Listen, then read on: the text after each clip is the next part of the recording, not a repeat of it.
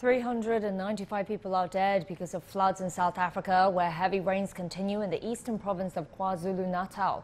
The government has declared a state of emergency in the affected area and has pledged $68 million to help thousands of people. Yolisa Njamela has this report. As authorities crisscross the KwaZulu-Natal province assessing the damage, they are already estimating that the repair and recovery efforts will cost billions of rands. The floods have devastated infrastructure. Services in many areas have been shut down. The floods knocked out power lines, leaving many communities in the dark. The Durban port, one of Africa's busiest ports, is still struggling to deal with the extent of the damage caused by the floods. Houses in many areas have been washed away by the floods and many submerged in mudslides. It's different kinds of infrastructure when you look at it. You look at the roads, you look at houses even, you look at water infrastructure. I know that where we're coming from right now, we saw a pipeline that has been damaged by rocks that came from the hill. And that was in the way, those rocks along the way, by the way, they took away people's houses.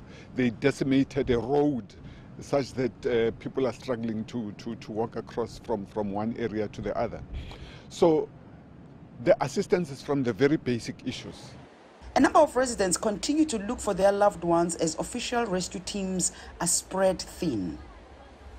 The government authorities have expressed deep concern that there's still a number of people who are unaccounted for, and that this means that the death toll in all likelihood will still increase.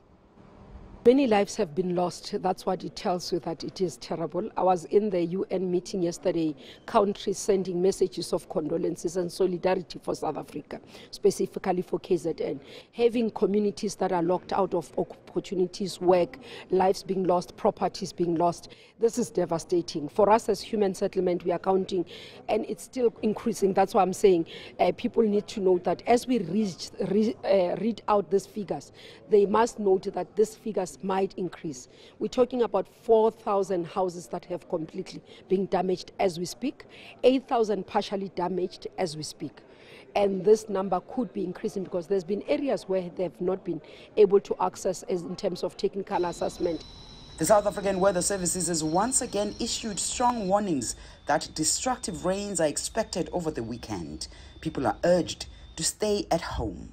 Yolisa Njamela for CGTN in Durban, South Africa.